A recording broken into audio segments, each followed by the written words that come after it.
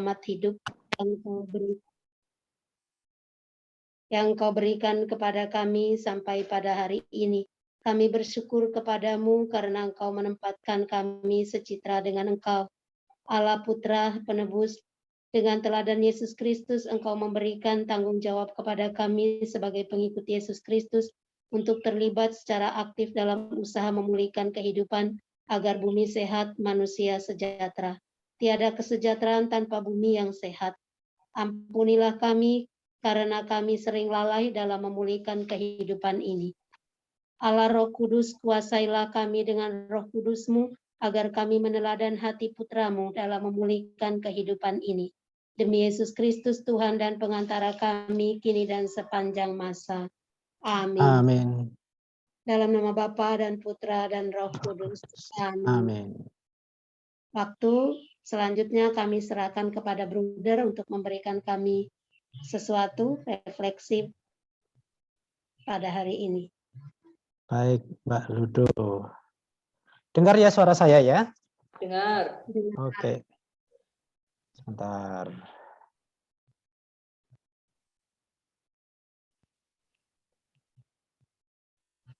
Kok agak lambat komputer saya. Baik. Saya dihubungi Mbak Ludo beberapa waktu yang lalu tentang memberikan refleksi. Bruder, Ya. saya itu Anton, bukan Ludo. Anton, sorry. Anton, ya. sorry, maaf. Kemarin ada yang protes loh. Kemarin Anton menghubungi saya, Mbak Anton menghubungi saya untuk memberi tema. Lalu temanya apa ya? Ya berkaitan dengan tema Prapaskah juga bagus. Oke lah, kalau begitu saya coba membaca. Karena tema Prapaskah antara KAJ lalu Palembang dan kesempatan yang lain itu berbeda. Kalau KAJ itu apa ya, kemarin lupa saya. Semakin mengasihi, semakin peduli dan bersaksi ya kalau KAJ. Ya, karena sesuai dengan arah dasar. Arah dasar ya betul. Arah dasar yang sampai 5 tahun itu ya. Lalu tema untuk KWI sendiri sebetulnya ini, memulihkan kehidupan agar bumi sehat, manusia sejahtera. Lalu saya pikir juga memulihkan kehidupan. Kata memulihkan ini sebetulnya sangat bagus, sangat luar biasa. Karena ini berkaitan erat dengan spiritualitas Dehonian. Karena Pater Deon itu ketika mendirikan kongregasinya, spiritualitas pemulihan ini sangat kental, sangat kuat. Spiritualitas hati kudus yang memulihkan manusia itu juga sangat kental. Maka saya ingin lebih melihat dari kacamata spiritualitas Dehonian. Tapi sebelum itu kita lihat isinya apa sebetulnya, dari tema ini, tema APP kita tahun ini. Saya ambil saja dari buku panduan yang resmi ya. Jadi memang zaman sekarang itu materialisme itu menjadi begitu kuat, begitu tumbuh subur di kehidupan manusia modern. Ya, orang yang begitu mengandalkan segi-segi material yang diutamakan ya dari segi pemikiran dan sebagainya ya.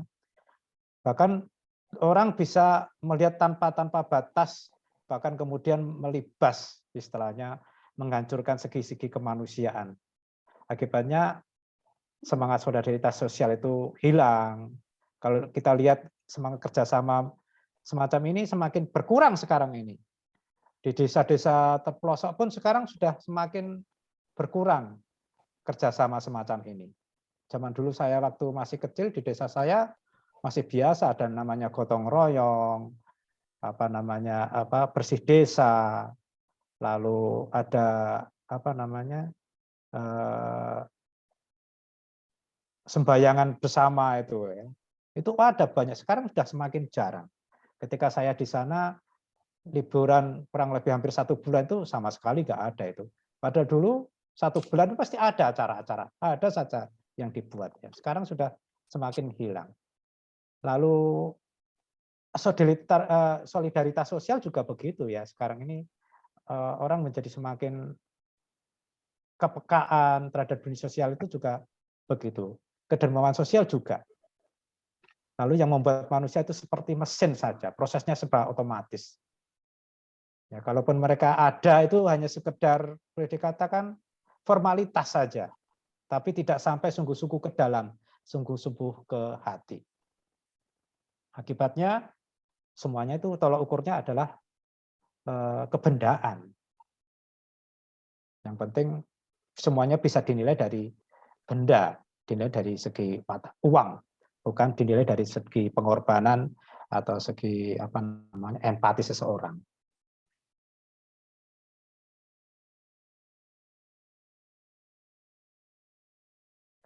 Nah, setiap kali umat Katolik memasuki masa Prapaskah, maka kita diajak masuk dalam aksi puasa pembangunan.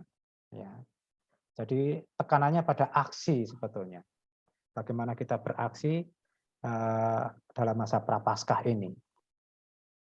Lalu terminologi APP adalah ada kesempatan bagi kita untuk membangun hidup yang semakin solider kepada Allah, solider kepada sesama, dan juga solider kepada lingkungan hidup, alam ciptaan.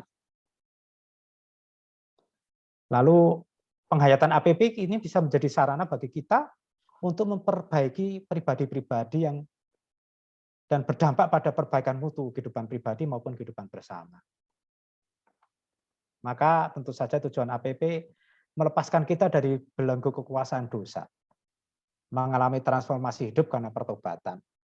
Nah, paling tidak saya sendiri yang apa namanya boleh dikatakan berdevosi kuat terhadap jalan salib ya. Saya ini kalau tidak pada masa Prapaskah itu suka jalan salib di Kenten. Pagi itu Jumat pagi itu saya habis misa langsung berangkat ke Kenten, jalan salib di sana.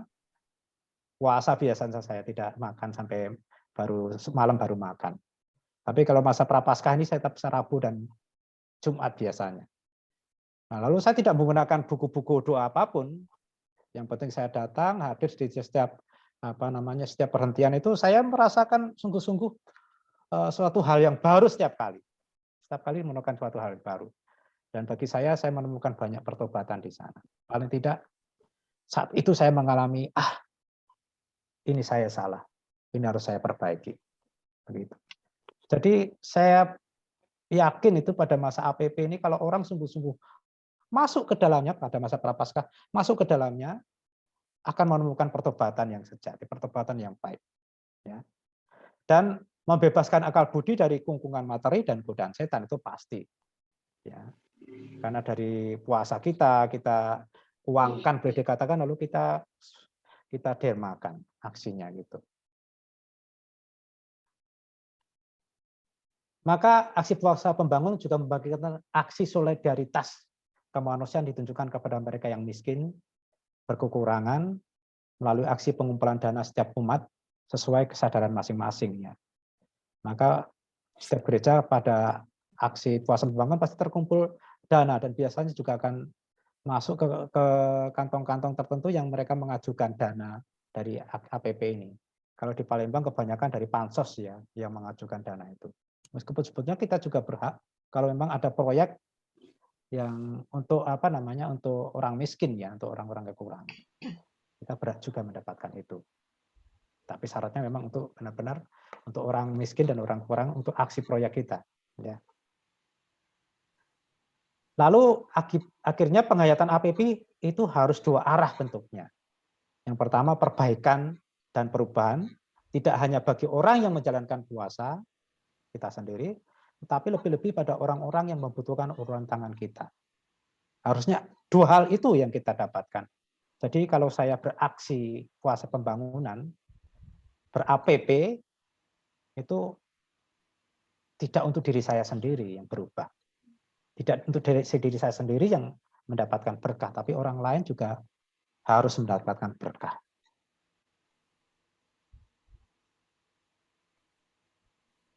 Maka APP ini pasti ada tiga hal paling tidak bentuknya. Yang pertama pantang dan puasa, seperti yang sudah kita semua lakukan. Lalu doa dan refleksi, nah ini yang penting sekali juga. Tapi yang paling penting adalah amal bakti. Dari pantang, puasa, doa, refleksi kita harus bermuara pada sesuatu yang wujud nyata. Ya. Jadi tidak hanya berkah untuk diri sendiri, tapi juga untuk orang lain. Beramal bakti di sana.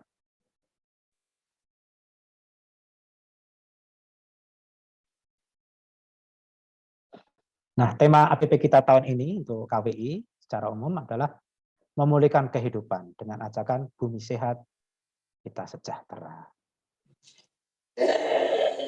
Tema ini dipilih dengan dua pertimbangan. Yang pertama, pandemi COVID-19 yang terjadi telah membawa dampak luar biasa dalam berbagai bidang kehidupan. Karena itu perlu dipulihkan segera. Bukan hanya Mbak Muji yang masih sakit harus terpulihkan, tapi kita semua dipulihkan sekarang. Dan ini tidak bisa satu persatu orang, tapi harus sungguh-sungguh terpadu. Kita semua harus kerjasama, secara global dan secara inklusif, ya. Tidak eksklusif, tapi inklusif bersama kita. Juga secara khusus kita harus mencoba untuk memulihkan ini. Yang kedua, pemulihan dilakukan bukan hanya untuk saat ini, tetapi juga perlu membangun kehidupan masa depan yang lebih sehat, lebih sejahtera, adil, serta regeneratif. Artinya berkesinambungan, artinya kita juga memiliki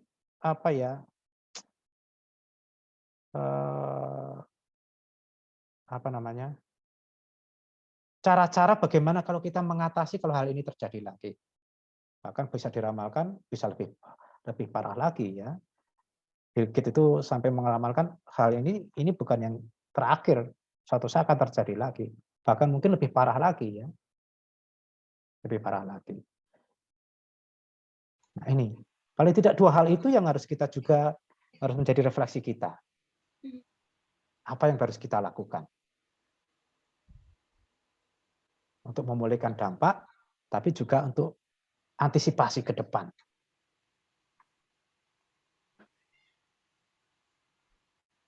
Nah, Bapak Suci sendiri mengajak kita untuk mengatasi pandemi dengan melakukannya dalam terang Injil pertama-tama. Kemudian juga prinsip-prinsip ajaran sosial gereja dan keutamaan-keutamaan iman. Dan tentu saja saya masuk ke dalamnya lebih ke dalam lagi dengan spiritualitas kita secara dehonian secara umum maupun dari sisi Kompanya Misionaria Sacred Court of Jesus itu dari spiritualitas CM sendiri. Kita lihat. Karena kita semua dipanggil oleh Yesus untuk mewujudkan karyanya, yakni penyembuhan, penyelamatan secara fisik, sosial maupun spiritual, juga pemulihan. Ya. Ini tanggung jawab kita semua. Tidak hanya tanggung jawab pemerintah saja, tapi kita semua masing-masing pribadi dan juga institusi atau kongregasi.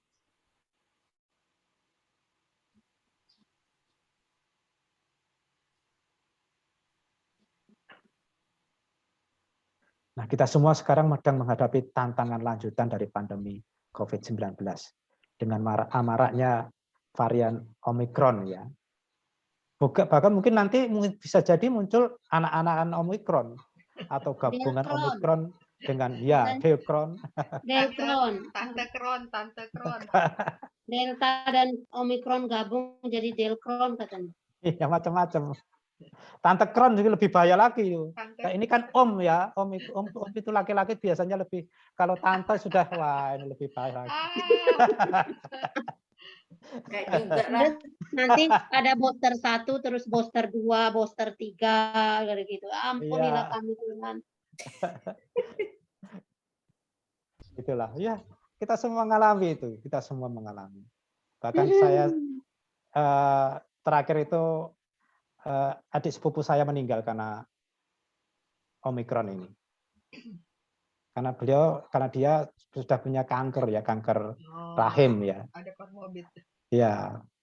Komorbid pun komorbid yang sudah tingkat lanjut, ya. Jadi dipicu. Dipicu langsung segera, cepat sekali. Ya sudah, tidak apa-apa. Yang penting kita semua bagaimana kita menghadapi ini secara dengan kacamata iman dan kacamata spiritualitas kita. Nah, dari tema-tema ini dibagi dari empat hal ya. Yang pertama dampak dan tantangan. Tantangan pertama adalah pandemi COVID-19 yang berdampak langsung pada seluruh segi kehidupan manusia, baik di bidang kesehatan, sosial, ekonomi, ya. Banyak orang yang akhirnya tidak mendapatkan penghasilan sebagaimana mestinya, bahkan sampai di PHK. Lalu pendidikan, saya yakin generasi COVID ini generasi orang-orang yang ya boleh dikatakan kemampuan intelektualnya sangat rendah. Bayangkan kalau sekolah 3 tahun ini online terus, waduh bagaimana ini? Misalnya SMP online ya susah sekali nanti ketika masuk SMA betapa susahnya saya bayangkan itu.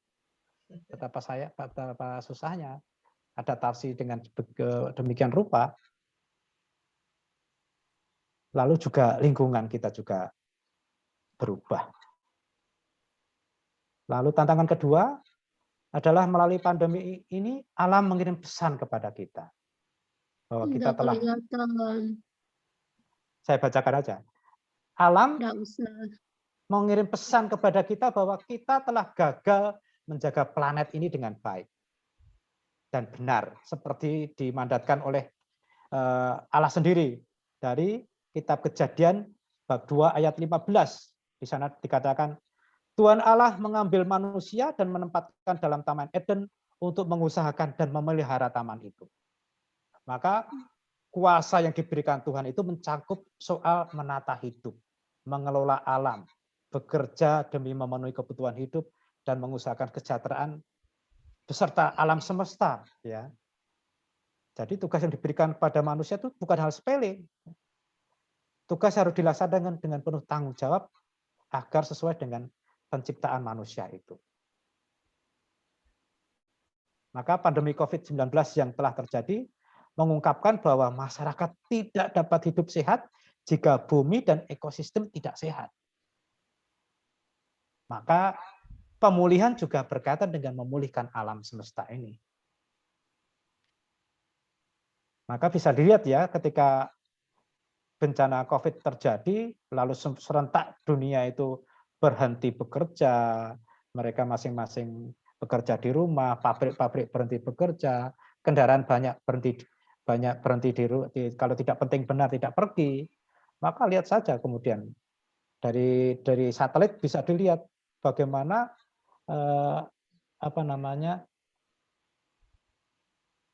dunia itu menjadi bersih. Nggak ada polusi. Nggak ada polusi. Bumi jadi biru, langit ya. jadi biru. Itu artinya apa? Itu artinya memang betapa jahatnya manusia selama ini ya. Kita semua ikut terlibat di dalamnya. Saya mengatakan manusia, kita juga manusia. Kita semua terlibat di dalamnya. Yang kedua, harapan. Semakin mengarahkan kita pada Yesus. Harapan itu adalah dia yang membantu menyusuri gelombang laut rasa sakit ini. Kenapa? Karena Tuhan Yesus sendiri sudah mengalaminya. Sudah mengalami rasa sakit, penderitaan, kematian, dan ketidakadilan. Maka kita berharap pada Dia yang sudah pernah mengalami itu. Untuk keluar dari pandemi ini, kita harus berharap pada Dia. Mau tidak mau. Kita yang memiliki iman, terutama teologal ya, iman, harapan, dan kasih. Dengan cara apa? Menjaga satu sama lain.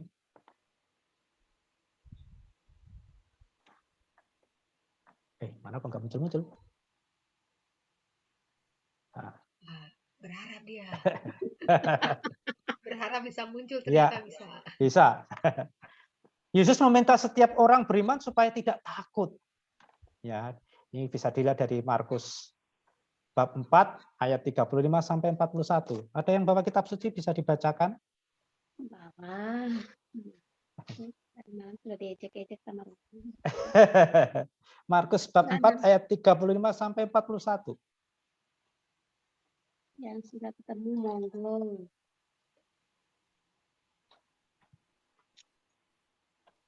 sampai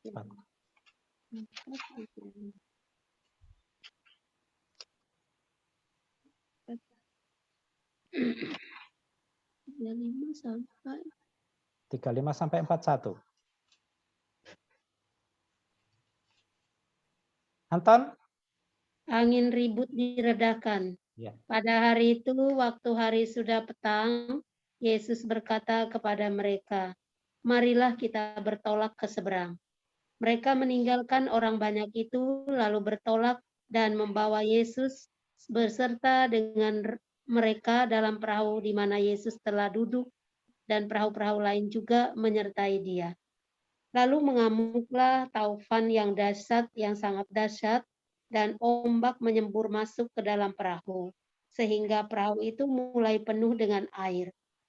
Pada waktu itu Yesus sedang tidur di buritan di sebuah tilam. Maka murid-muridnya membangunkan dia dan berkata kepadanya, "Guru, engkau tidak peduli kalau kita binasa?" Ia pun bangun, menghardik angin itu dan berkata kepada danau itu, "Diam, tenanglah." Lalu angin itu reda dan danau itu menjadi teduh sekali. Lalu ia berkata kepada mereka, "Mengapa kamu begitu takut? Mengapa kamu tidak percaya?" Mereka menjadi sangat takut dan berkata seorang kepada yang lain, "Siapa gerangan orang ini sehingga angin dan danau pun taat kepadanya?" Ya, orang biasanya kalau dalam hidup normal, dalam kehidupan biasa itu iman tidak kentara. Bahkan seringkali kita melupakan iman kita sendiri. Tapi begitu menghadapi tantangan, begitu menghadapi cobaan, bahaya, apapun itu, maka di sanalah iman kita terasa. Di sanalah iman kita diuji sungguh-sungguh. Ya.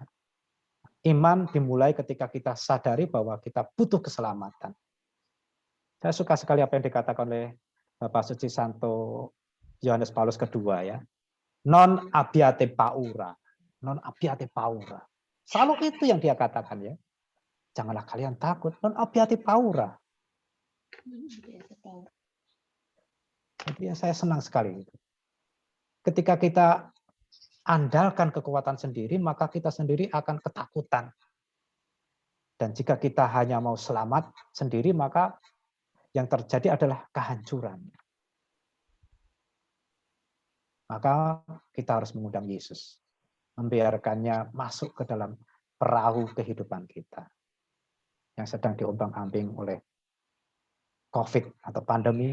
Bahkan di luar sana, terjadi konflik antara Rusia dan Ukraina. Dampaknya terasa di seluruh dunia itu.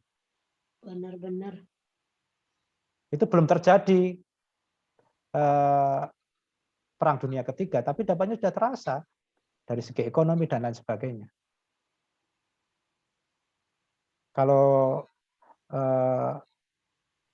para suster ini baca yang saya tulis di di website SC yang saya kirim beberapa waktu lalu, di sana dikatakan pernah beberapa kali ternyata Bapak Suci itu mempersembahkan, mengkuduskan Rusia kepada Bunda Maria. Dan ternyata ini juga berkaitan dengan penampakan di Fatima oleh 3 orang itu. Termasuk rahasia Fatima yang ketiga yang diungkapkan. Ternyata berkaitan dengan perang dunia ini. Rusia. Kenapa ya Rusia itu ya? Sampai diramalkan oleh Bunda Maria begitu, kalau Rusia tidak segera dipersembahkan kepada Yesus, maka akan terjadi kehancuran mulai dari sana. Ada beberapa negara bangsa yang hilang sampai dikatakan seperti itu. Maka kemarin Bapak Suci sungguh-sungguh saya ikut acara itu sampai jam 1 malam itu ya. Saya pikir hanya doa biasa, ternyata ada pengakuan dosa dan Bapak Suci mengaku dosa lalu wah, ini yang bikin lama. Karena saya berada di depan komputer ya. Kalau saya berada di sana, saya akan menikmati, saya ikut pengakuan dosa juga. Enggak, terlalu waduh. Akhirnya sampai jam 1 malam baru doa, terakhir itu doa. Yang hadir di situ pengakuan dosa, Bruder. Iya, banyak yang mengaku dosa, ada yang juga tidak. Tapi pertama Bapak Suci ngaku dosa dulu, lalu beberapa imam keliling, lalu semua yang ikut mengaku dosa di sana, ikut saja. Dari berbagai bahasa biasanya, ada Italia, ada Inggris, ada Spanyol, itu Indonesia yang nggak ada. Nah, itu yang paling langka. Nggak ada yang ngerti. Indonesia nggak ada yang ngerti. Bahasa Malayalam malah ada, saya heran juga. India, karena orang imam India cukup banyak di sana. Nah itu. Jadi betapa pentingnya ini, ya. Bapak Suci sampai sebegitu ya. Dan ternyata itu mengungkapkan rahasia ketiga juga. Ketika Santo Yohanes Paulus II itu juga memberikan persembahan terakhir buat Rusia tahun 1981. Sama seperti ini, sama seperti kemarin acaranya. Dan ternyata itulah rahasia Fatimah ketiga. Kalau itu tidak disampaikan oleh Bapak Suci, maka akan terjadi. Nah, sekarang ternyata lagi. Dan kita sungguh-sungguh, saya sendiri setiap kali jalan salib dan puasa saya persembahkan untuk mereka supaya tidak terjadi perang dunia ketiga. Karena kalau itu terjadi luar biasa, pasti perang nuklir. Ya, perang nuklir. Mungkin kita tidak kena bomnya. Kita tidak kena bomnya ya, tetapi debu debu partikel-partikelnya. Iya, itu kimia. Kimianya ya.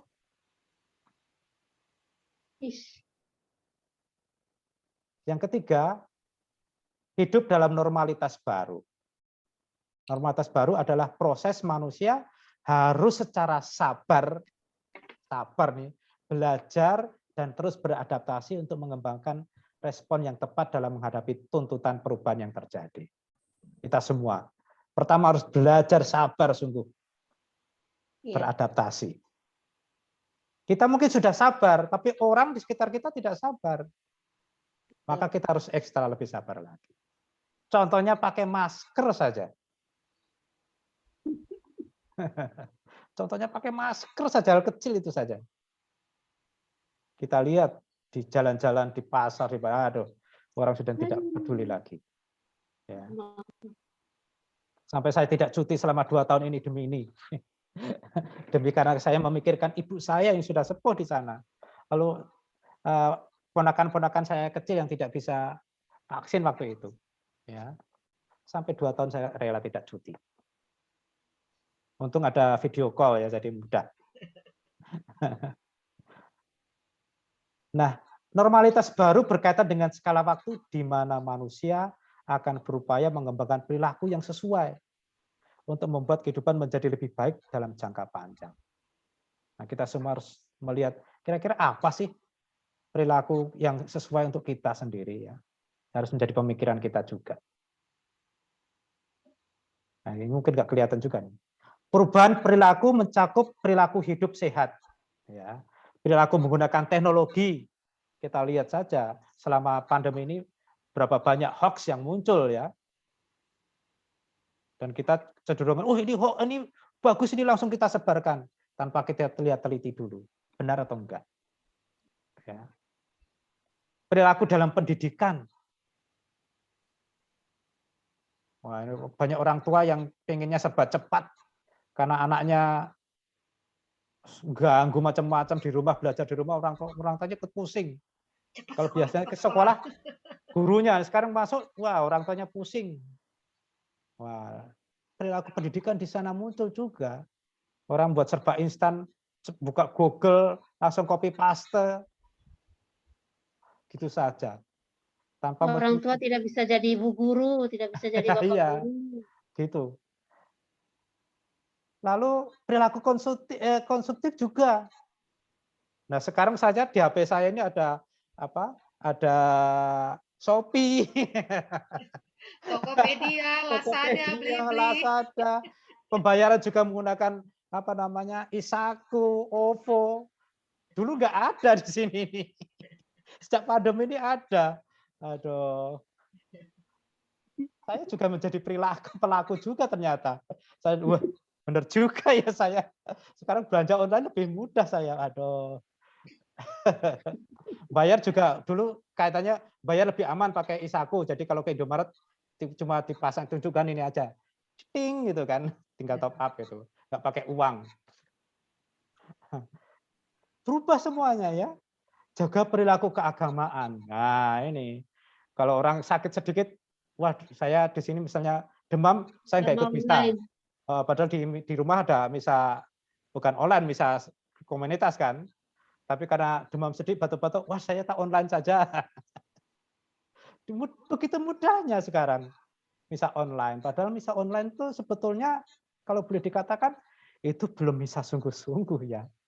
Tetapi takut melukai hati umat, maka dikatakan oke lah pakai apa namanya komuni spirit, komuni apa namanya komuni batin itu ya. Padahal sebetulnya itu belum sakramental, itu tidak sakramental. Iya. Tapi tidak ada pilihan lain. Tidak ada pilihan lain. Maka supaya tidak melukai hati umat ya itu dikatakan oke lah itu sama. Tapi sekarang harus dikatakan bahwa itu tidak sama. Kalau enggak, orang sekarang lebih suka online daripada datang langsung ke gereja. Apalagi melihat Romo itu yang khotbah. Orang lebih nyaman misa online, nggak usah keluar duit.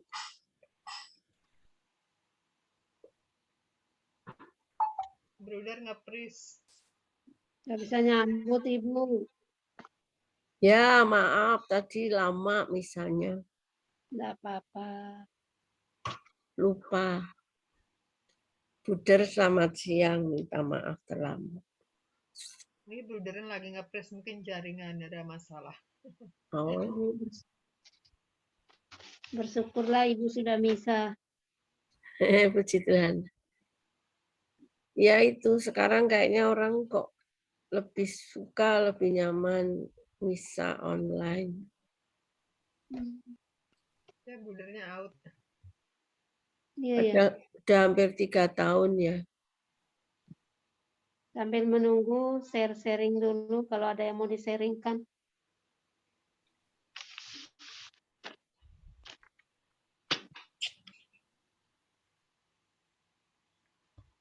Tapi memang juga ada memang yang nggak bisa Bu, yang apa yang masih komorbid, yang masih yang itu memang Iya. mau tetapi Sorry, memang ya tadi internetnya Bruder sempat down. out. Pas saya ngomong sendiri loh, kok nggak ada? Oh, Nah, di tempat ternyata. kami Bruder diem aja. Wah, ternyata bisa down juga internet ini di Provinsi Alat. Bisa terjadi. Kita aja pada lagi ngajar, bolak-balik terpental. Itulah adaptasi baru, Bruder. Iya. Kita sudah sabar, kita ada pengalaman juga. Lagi ngajar tiba-tiba kitanya terpental, muridnya masih tetap stay. Gurunya bolak-balik terpental. Itu. Oke, kita lanjutkan ya. Ya, Sampai mana tadi? ya ini hidup dalam normalitas baru. Ya. Bentar.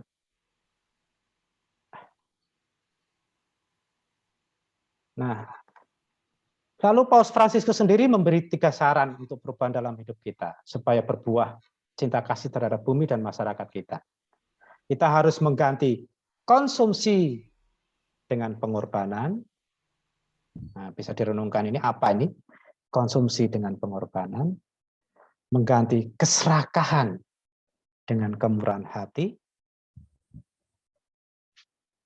lalu pemborosan dengan semangat berbagi. Nah itu susah. Ya. Konsumsi dengan pengorbanan, keserakahan dengan kemurahan hati, pemborosan dengan semangat berbagi. Nah, saya yakin para suster sudah bisa mencari contoh yang tepat untuk 3 hal itu. Bisa juga kita sharingkan nanti ya. Kita sharingkan nanti di akhir ini. Konsumsi dengan pengorbanan, keserakahan dengan kemurahan hati, pemborosan dengan semangat berbagi. Selamat datang Ibu Surtina. Nah, sekarang kita lihat. Mohon maaf Buder terlambat. Selamat Tidak siang. apa-apa. Tuhan tahu kok. Iya. Nah, sekarang kita lihat pemulihan tadi dari kacamata kita. Spiritualitas pemulihan dari kacamata Dehonian. Nah, kata pemulihan tidak asing lagi bagi para pengikut Pater Dehon atau para Dehonian. Karena pemulihan menjadi salah satu semangat atau spiritualitas Pater Dehon dalam memulai kongregasinya. Hanya sayang selama pandemi ini saya gagal mendalami spiritualitas pemulihan. Tidak mulai soalnya. Tidak mulai. Tidak mulai. Tidak mulai. Mulai. Pemulihan itu pulang ya, bukan itu ya. Pulang Nah. apa kembali? Nah, ini pemulihan itu menjadi satu tema utama spiritualitas Dehonian. Di samping Ecce Venio, Ecce Ancilla, Sin Unum, Avenia Triniuntum gitu ya. Ini menjadi salah satu tema utama. Salah satu pilar ya. Bagi pengikut Pater Dehon atau Dehonian, pemulihan itu menjadi jalan hati atau jalan cinta untuk mencapai kesempurnaan dan kekudusan. Jalan hati Pater Dehon dimulai dengan kasih Allah bagi manusia, bagi kita, yang dinyatakan dan dilambangkan dengan hati kudus. Itu. Dalam pengalaman hidupnya, Pater Dehon sangat peka terhadap dosa, terutama dosa sosial. Ya. Dia melihat bahwa penolakan terhadap kasih Kristus, dosa ini adalah akar dari semua penyakit di gereja dan di dunia. Maka dengan demikian, apa yang terjadi dengan pandemi, apa yang terjadi dengan konflik konflik Rusia dengan Ukraina, itu juga berarti penolakan akan kasih Kristus. Maka terjadi seperti itu. Dengan demikian, seluruh hidup Pater Dehon, seluruh hidupnya didedikasikan untuk pemulihan cinta, yaitu kembalinya cinta untuk cinta sebagai obat untuk dosa dan kekurangan cinta.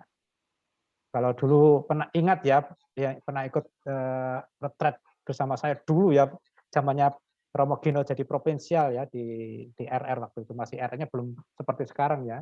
Saya pernah memberikan salah satu isinya itu psikologi perkembangan cinta kasih. Ternyata cinta kasih itu berkembang psikologinya dari cinta kasih anak-anak sampai cinta kasih dewasa dan cinta kasih yang agape. Ada perkembangan. Maka kembalinya cinta pada cinta yang sesungguhnya. Cinta yang sungguh-sungguh, cinta yang agape, cinta yang sungguh memberi. Sebagai obat atas dosa dan kekurangan cinta yang ada di dunia. Nah, Pater Dehon mengharapkan para pengikutnya supaya menjadi nabi cinta kasih dan pelayan pendamaian bagi manusia dan dunia di dalam Kristus.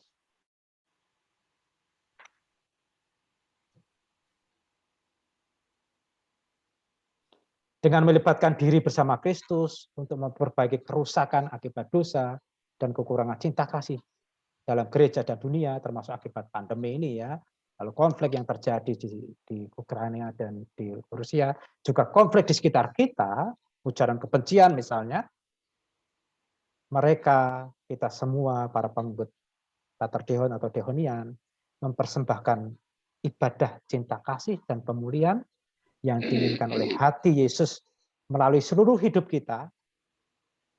Jadi ibadah cinta kasih dan pemulihan tidak hanya dengan adorasi, tapi seluruh hidup kita. Doa kita, karya kita, penderitaan kita, kegembiraan kita. Ingat siapa? Beato kecil yang kemarin dibeatifikasi. Akutis. Ya. Dia apa yang dilakukan? Penderitaannya, sakitnya, kankernya. Dipersembahkan untuk gereja dan Bapa Suci. Nah, bagaimana dengan kita? Jadi penderitaan saya karena Omikron ini terjadi karena saya kena Omikron, saya persembahkan ke Tuhan. Maka ketika sakit, yang terjadi bukan merasa sedih atau justru bersyukur, terima kasih Tuhan Kau telah memberikan aku sakit. Aku persembahkan sakitku ini sebagai persembahan untuk gereja. Nah, saya sangat mencintai Santa Teresia dari kanak-kanak Yesus. Dari kecil ya, itu santa idola saya. Karena Romo siapa? Sepuh yang sudah meninggal, aduh Yesus itu kok lupa. Itu selalu cerita tentang Santa ini dan saya senang sekali mendengarkan. Santa ini ketika kecil ya, dia berdevosi kuat dengan salib Kristus. Maka ketika dia sekolah, ketika teman-temannya nakali dia diganggu oleh temannya, dia malah senang. Lalu berdoa, Tuhan, aku persembahkan pada salibmu karena aku mengalami salib hari ini. Bersyukur, terima kasih, gembira. Jadi ketika mendapatkan salib, dia bergembira. Suatu ketika dia tidak mendapatkan salib apa-apa. Di sekolah tenang, semuanya gembira, sampai di rumah dia sedih. Tuhan, hari ini aku tidak bisa memberikan persembahan apapun kepadamu, karena aku tidak mendapatkan salib apapun. Lalu dia ingat satu, oh ya Tuhan, satu, rasa sedihku ini karena tidak mendapatkan salib. Itu aku persembahkan kepadamu. Nah, sampai dia kreatif ya, bisa menemukan itu. Menemukan salib, PK terhadap salib. Nah, Pater Dihon, PK terhadap dosa dan kemalangan manusia. Jadi ada hal yang kecil yang menjadi sumber dosa, dia PK dan langsung, dan langsung mengaku dosa. Nah itu, bagaimana kita juga, ini seharusnya seluruh hidup kita, karya, penderitaan, kegembiraan kita menjadi ibadah cinta kasih dan pemulihan. Ya. Lalu, bagaimana kita memahami pemulihan itu? Nah, menurut Pater Dihon ada 3 hal bagaimana kita memahami pemulihan. Apa itu pemulihan? Yang pertama, pemulihan adalah sebagai menyambut Roh Kudus. Dari 1 Tesalonika nanti kita lihat. Yang kedua, pemulihan sebagai jawaban terhadap cinta kasih Kristus kepada kita. Dan yang ketiga, keterlibatan dalam karya penebusannya di tengah dunia. Itu pemulihan, 3 hal itu. Dari Gaudium et Spes nomor 38 dikatakan, paling tidak ini ringkasannya ya, sesungguhnya di dunia saat ini Kristus membebaskan manusia dari dosa dan memulihkan kemanusiaan dalam kesatuan secara keseluruhan. Dan di dunia ini juga Kristus memanggil kita untuk menghidupi panggilan pemulihan ini sebagai dorongan bagi karya kerasulan kita. Jadi ikut memulihkan situasi dunia dari dosa, kemalangan, dan sebagainya. Kita lihat satu persatu sekarang. Pertama, pemulihan sebagai menyambut Roh Kudus. Dari 1 Tesalonika 4 ayat 8 ya, dikatakan, karena itu siapa yang menolak ini bukan menolak manusia, melainkan menolak Allah yang telah memberikan juga Roh-Nya yang kudus kepada kamu. Jadi menolak perutusan ini, menolak tugas dari Allah ini. Berarti menolak Allah yang juga memberikan Roh Kudusnya kepada kamu. Menolak sesama kita. Karena sebetulnya Allah juga memberikan Roh Kudus pada setiap orang. Bukan hanya orang, tapi juga alam semesta. Roh Kudus ada di sana. Kalau menolak itu berarti menolak Allah juga. Saya suka sekali dengan orang India yang kalau ketemu dia bilang apa? Namaste. Apa tuh artinya? Artinya itu sebetulnya aku melihat Allah di dalam dirimu. Luar biasa, indah kan? Aku melihat Tuhan ada dalam dirimu. Namaste. Maka orang namaste. Maka orang di sana menghargai orang lain karena apa? Karena orang lain ada Tuhan di dalam diri orang tersebut. Maka bisa dimengerti ketika Santa Teresia dari Kalkuta itu meninggal, lalu ada patungnya di sana. Wow, di patung itu selalu ada persembahan, ada macam-macam bunga, macam-macam.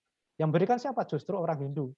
Karena dia melihat bahwa dari Santa Teresia Kalkuta itu pasti bukan manusia, pasti dewa di sana, hadir di sana. Dewa yang menjelma menjadi manusia. Nggak mungkin kalau manusia biasa seperti itu. Gitu. Maka dia mencoba melihat ada dewa dalam diri masing-masing orang itu. Aku melihat dewa dalam dirimu. Kalau kita menghayati aku melihat Tuhan dalam dirimu, namaste. Gitu kan. Maka indah sebetulnya kata-kata itu. Maka mereka tidak mencoba menolak orang lain. Karena apa? Karena melihat Tuhan dalam diri itu. Ada Roh Kudus di sana. Ya.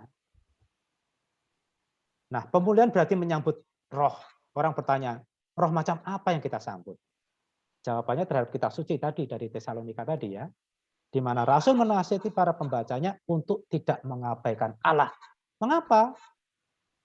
Yang juga memberikan Roh Kudusnya kepada.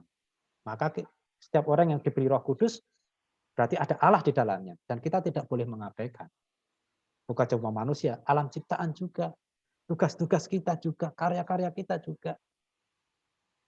Ada Roh Kudus di sana yang menyertai. Kita nggak boleh menolak. Menurut André Peru, itu seorang spiritualis dari Prancis ya, guru saya juga waktu itu, Santo Paulus menulis surat ini kepada komunitasnya karena ada masalah di antara mereka tentang amoral seksualitas. Pesta pora, kehidupan perkawinan, dan lain-lain. Itu zaman itu ya. Kalau zaman sekarang, apa yang terjadi? Ya kerusakan dunia ini karena pandemi, karena konflik. Maka ini sebetulnya pas juga surat Rasul Paulus kepada ini juga ditujukan untuk kita juga. Jangan sampai kita menolak Allah. Jangan sampai kita menolak dunia sekitar kita. Jangan sampai kita menolak tugas perutusan kita. Karena ada Roh Kudus yang turun diberikan juga untuk kita, untuk mereka. Dan Tuhan menginginkan kita semua agar kita semua menjadi kudus.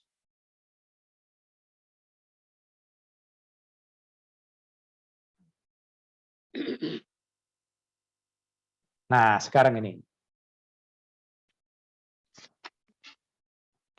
Mbak Muci, tolong dibacakan Mbak Muci.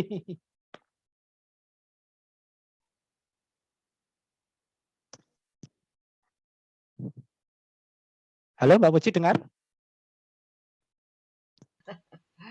Oke, karena rupanya saya lupa. Ya. Statuto capitolo secondo, numero 13. Pertanto, aiutati efficacemente dalla Spirito Santo, che educa il cuore degli uomini, lo mantiene nuovo nell'amore sentiramo Sentiremo. sentiremo impegnati a presentarci controsegnati Iya. in tutto e sempre dalla carità, segno visibile della presenza di Dio che è amore. Artinya Mbak? Waduh. Waduh, lupa nih. Untuk itu kan, untuk itu Ya. saling menolong, efikasi itu manjur Uh, atau afektif ya, secara afektif ya. efektif yang Dibantu dari Roh Roh Kudus Kudus yang yang mendidik mendidik hati manusia dan mempertahankan kebaruan dalam cinta, ya. lalu berkomitmen Kita untuk menampilkan diri kita dalam segalanya dan selalu didorong oleh cinta kasih, tanda yang kelihatan dari kehadiran Allah yang adalah kasih. ya. Jadi disinilah yang saya kasih merah itu paling tidak ya. Lo mantiene nuovo, menjadikan baru dalam cinta. Ya. Lalu ci sentiriamo, kita akan merasa berkomitmen untuk menampilkan diri kita yang ditandai diri kita ditandai dalam segala hal dan selalu dengan amal atau cinta kasih ya. Sebagai tanda nyata kehadiran Tuhan yang penuh kasih. Nah, maka dengan menyambut Roh Kudus itu kita dijadikan baru. Akhirnya kita berkomitmen untuk menampilkan diri kita. Itu yang penting di situ. Menyambut Roh Kudus menjadikan kita baru.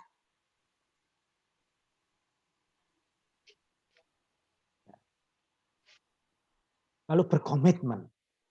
Nah, di sini Tahu bedanya komitmen dan partisipasi? Kalau komitmen itu melibatkan keseluruhan keberadaan kita ya, dan juga menuntut kesetiaan juga kalau saya menangkapnya komitmen. Kalau Ya, partisipasi ya, kalau bisa ikut, kalau nggak bisa ya udah kayaknya nggak sense itu menjadi bagian kayaknya kurang gitu kalau menurut saya sih. iya, iya. Nah, suatu ketika ada zaman Nabi Sulaiman ya, kalau orang Islam mengatakan Sulaiman, kalau kita Nabi Salomo ya, orang yang sangat bijaksana ya waktu itu ya.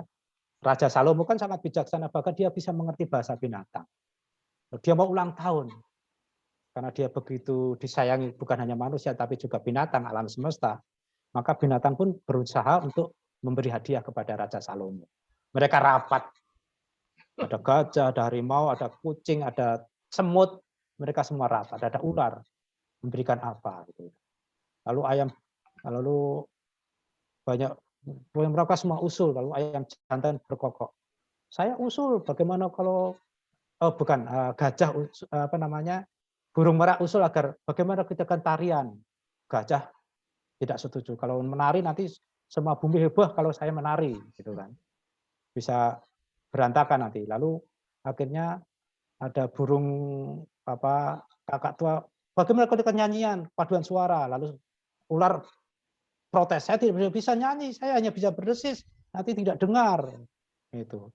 Lalu akhirnya ayam jago berkokok. Bagaimana kalau kita memberikan hadiah telur mata sapi dan bistik daging babi? Semuanya setuju. Saya akan menyebarkan telur-telur saya. Si jago gembira juga. Lalu yang sedih apa? Babi. Dipotong.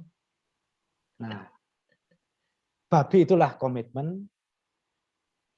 Ayam jago itu partisipasi. Sedangkan yang lain hanya penggembira. Nah, bisa disimpulkan kan? Kalau jago banyak partisipasi karena memang itu telurnya, tapi apakah menyangkut dirinya? Enggak. Kalau babi sungguh-sungguh berkomitmen, termasuk nyawanya harus dikorbankan. Nah itu.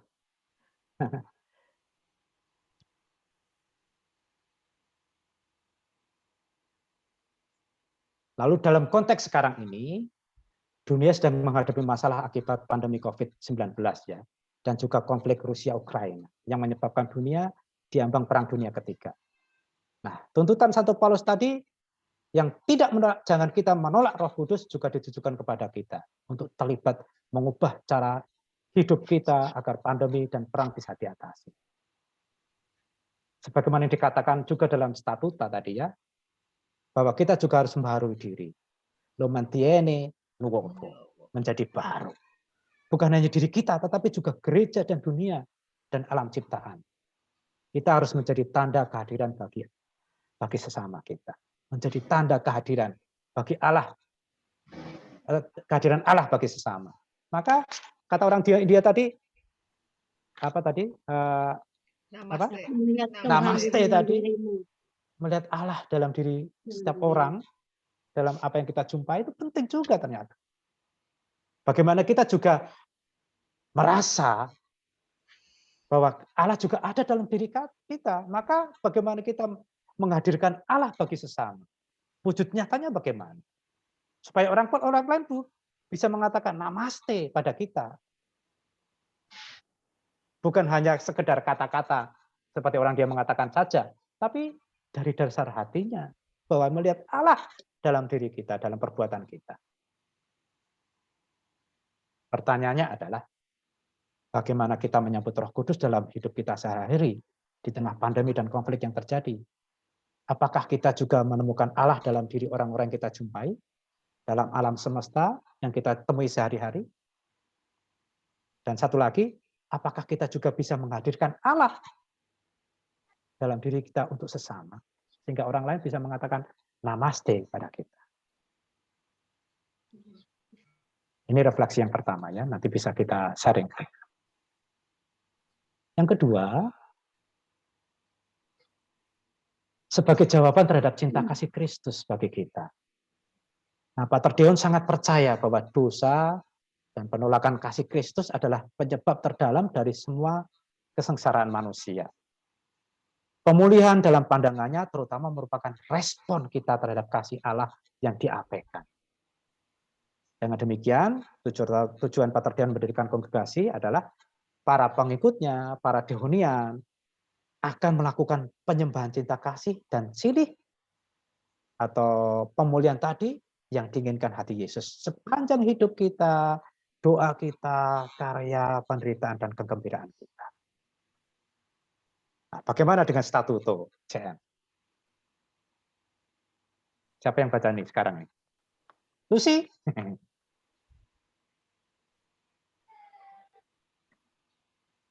Pasang kacamata. Sister Lucy. Statuto secondo numero 7. Ayo, Lucy mana tadi?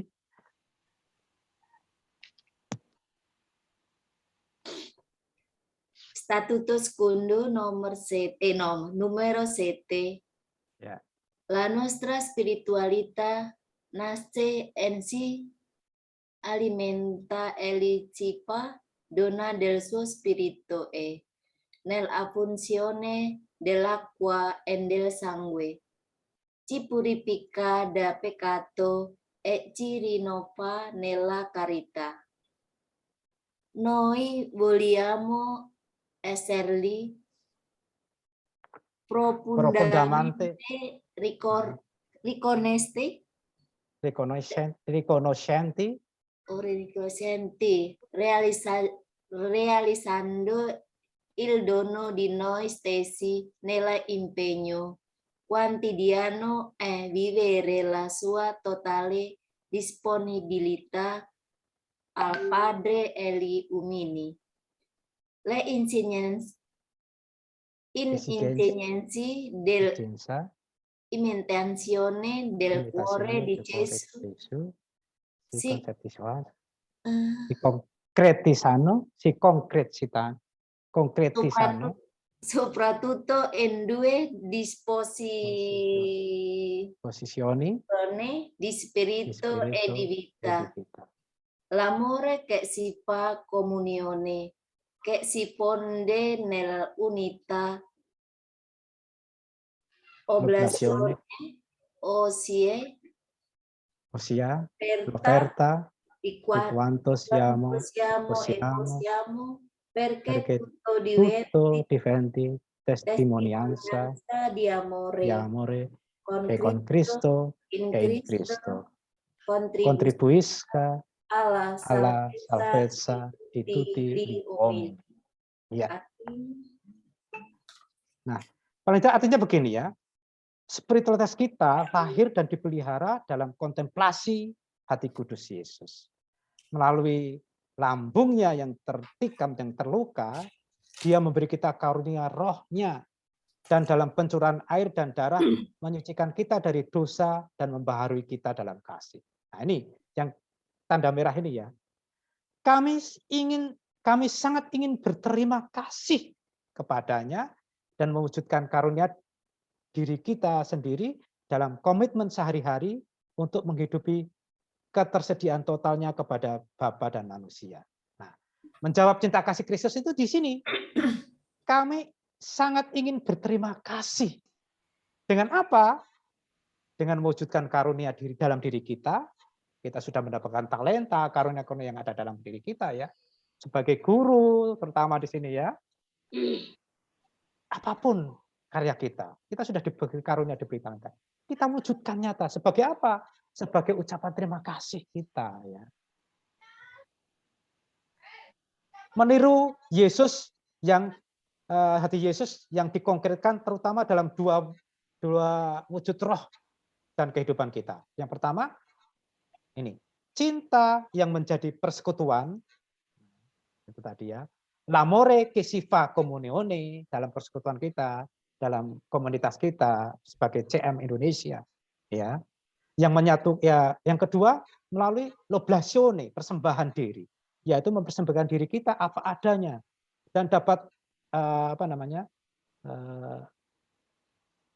Ossia offerta di quanto siamo e possiamo perché tutto difendi testimonianza di amore, itu maksudnya mempersembahkan diri kita apa adanya sehingga segala sesuatu menjadi saksi kasih dan bersama Kristus dan di dalam Kristus. Con Cristo e in Cristo, dalam Kristus dan bersama Kristus. Apa? Untuk berkontribusi, kontribusiska pada keselamatan semua orang. Sekarang keselamatan semua orang dalam apa? Dalam menghadapi pandemi. Apa yang bisa kita lakukan sebagai ucapan terima kasih kita dengan mempersembahkan diri kita? Apa yang sudah Tuhan anugerahkan dalam kita, dalam tugas kita sehari-hari, sebagai guru lah. Maka apa yang bisa kita lakukan? Kontribusi apa yang bisa kita lakukan? Taat prokes. Nah, paling minimal itu kan. Lalu mendidik anak-anak kita sebagai para murid, para siswa kan, juga begitu. Nah, maka sekarang konkretnya bagaimana?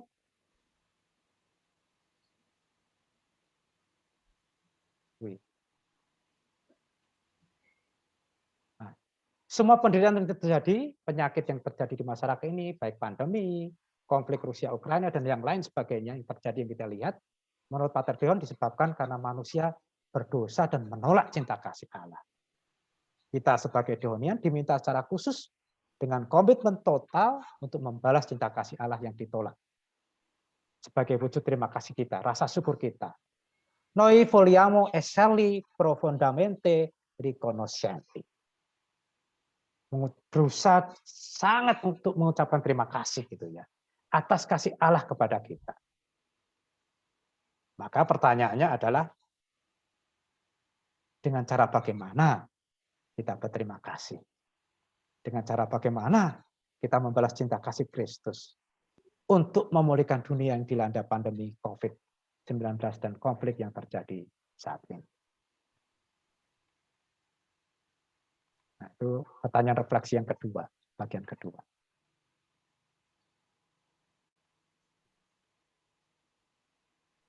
Yang ketiga, keterlibatan dalam karya penebusannya di tengah dunia. Tujuan dari reparasi atau pemulihan Yesus ini adalah untuk memulihkan martabat manusia yang hilang karena dosa. Kemudian pemulihan pada akhirnya adalah kerjasama dalam karya penebusan. Mau tidak mau kita harus kerjasama.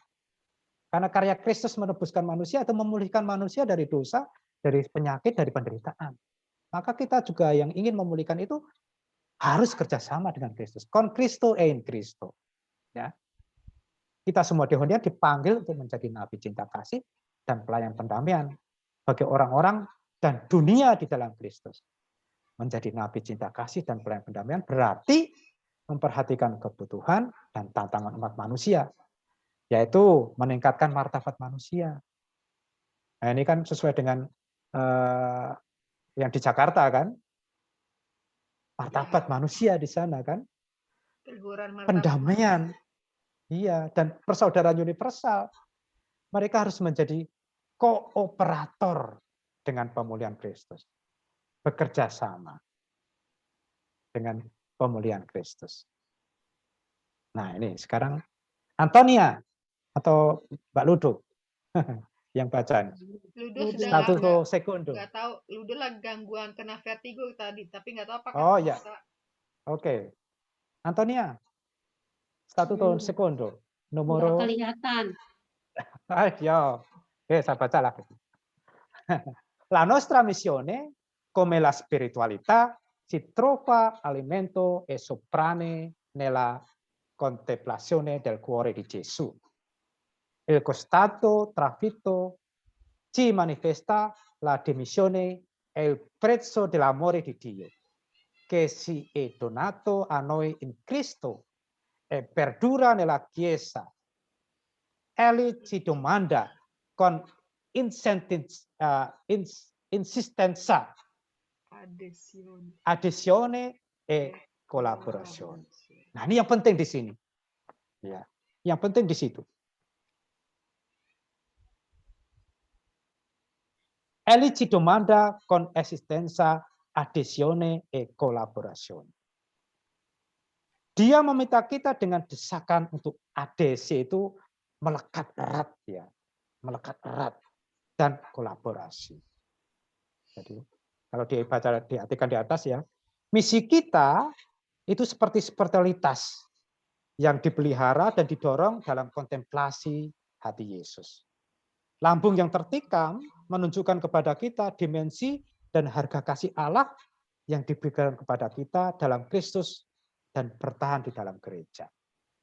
Maka dia mendesak kita, dia meminta kita dengan desakan ya untuk melekat erat dengan Kristus dan berkolaborasi dengan Dia. Terlibat berkolaborasi dan juga melekat erat dengan hati Kristus untuk penebusan dunia. Nah, lalu bagaimana aplikasinya ya? Nah, sebagai Dohonian, kita semua adalah nabi cinta kasih dan pelayan pendamaian. Kita diutus untuk memulihkan gereja dan dunia yang dilanda pandemi COVID-19 dan konflik yang terjadi yang besar Rusia Ukraina ya, dengan cinta yang sudah kita terima, dengan harapan akan kasih dan penebusan Kristus. Serta dalam iman, kita yang senantiasa melibatkan Kristus dalam hidup kita. Kita bukan cuma dipanggil, tetapi lebih dari itu kita didorong, didesak ya, untuk semakin menyatukan diri dan bekerja sama dengan Kristus Sang Penebus. Maka pertanyaan refleksinya adalah, pertama, langkah konkret apa yang kita untuk terlibat dalam keterlibatan kita serta kerjasama kita dengan karya penebusan yang menginginkan dunia baik adanya. Apa yang bisa kita lakukan? Langkah konkret apa? Yang kedua, apa yang bisa kita lakukan untuk ikut serta memulihkan dampak pandemi ini di berbagai bidang, khususnya di bidang masing-masing yang ada yang para saudara geluti ya, juga pendidikan terutama itu juga. Lalu ketiga, langkah konkret apa yang dilakukan untuk membangun kehidupan masa depan yang lebih sehat, lebih sejahtera, adil dan regeneratif, artinya berkesinambungan terus-menerus, tidak terputus.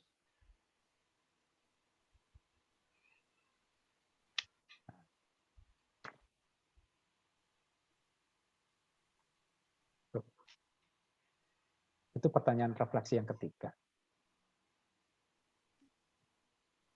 Kesimpulannya, penutupnya, mana gitu? Paus Fransiskus mengajak kita untuk menempatkan perjalanan pemulihan ini di bawah perlindungan Perawan Maria, Bunda kesehatan kita. Kalau kemarin adalah hati Maria yang tak bernoda, ya. Membantu kita untuk menjadi layak dipercaya. Semoga dia yang mengandung roh Yesus dalam rahimnya, membantu kita menjadi layak dipercaya. Untuk apa? Untuk ikut terlibat dalam pemulihan dunia. Ya, apalagi sesuai dengan spiritualitas kita sebagai Dohonian. Ya. Dalam bimbingan Roh Kudus, kita dapat bekerja sama bagi kerajaan Allah, Advenia Triunium Tuum, yang telah dihadirkan Kristus tadi di dalam dunia, dengan kedatangannya di antara kita, melihat Tuhan di dalam diri kita masing-masing, apalagi ada Tuhan dalam diri kita juga. Ini adalah kerajaan terang di tengah kegelapan, keadilan di tengah berbagai macam kekejaman, sukacita di tengah begitu banyak luka, penyembuh dan keselamatan di tengah penyakit dan kematian, kelemah lembutan di tengah kebencian. Nah ini saat kata-kata kunci ini yang bisa kita lakukan. Ya. Bisakah kita menjadi terang di tengah kegelapan ini, memberikan rasa adil di tengah begitu banyak duka, menjadi penyembuh dan keselamatan di tengah penyakit dan kematian, lemah lembut di tengah kebencian. Semoga Allah menganugerahkan kita semua untuk memviralkan kasih Allah, rahmat yang telah kita terima, untuk mengglobalkan harapan di dalam terang iman.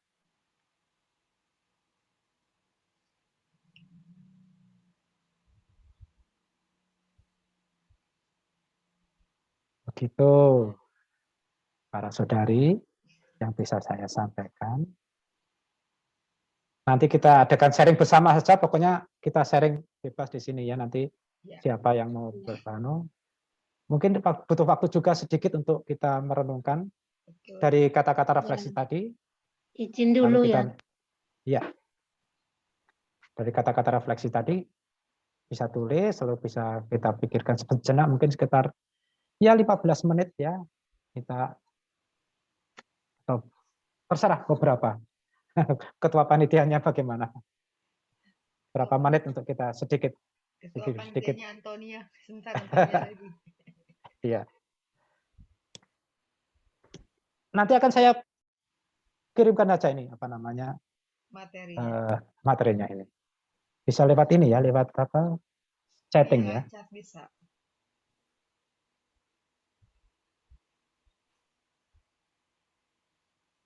Bruder kok tadi yang milih gambarnya kok gambar yang Yesus memberikan hatinya. Nah, itu kan memberikan cinta kan? Yesus memberikan cinta pada kita setiap hari. Nah, bagaimana kita menerima hati itu? Berarti Lalu Tuhan membagikan. nanti Tuhan nggak punya hati dong, hati diberikan ke kita. Tuhan selalu punya hati untuk kita. Yo, hatinya Tuhan ada dalam diri kita, maka simbolnya kan hati yang bolong ini kan. Hati yang Hatinya bolong. tidak akan habis. Karena akan terasa terisi terus menerus ya. Tidak akan pernah habis. Kita tunggu Antonia. Ini Madonna di mana ya?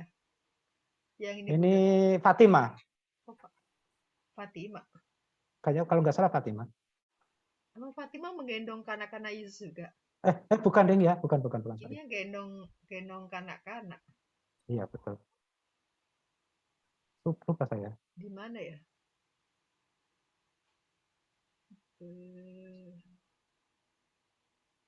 Lupa saya. Di mana itu?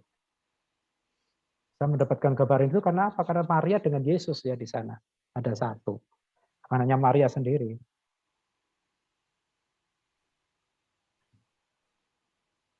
Terlalu banyak gambaran tentang Maria. Kalau Tuhan Yesus pakai mahkota kayak gitu, kayaknya di Vatikan. Di Vatikan ada banyak Maria. Maria Celeste juga ada. Apa di mana banyak patung gambar Bunda Maria itu di mana, Bunda? Ya di desa mana itu ya?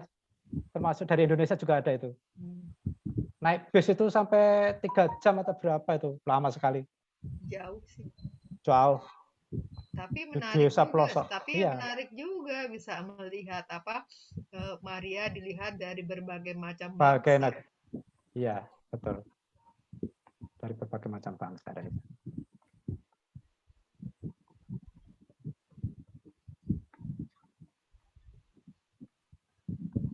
Jadi 3 pertanyaan tadi ya, sudah tadi dicatat? Kalau tidak? Pertanyaannya udah saya screenshot sih, lalu saya kirim di grup. Oke, baik.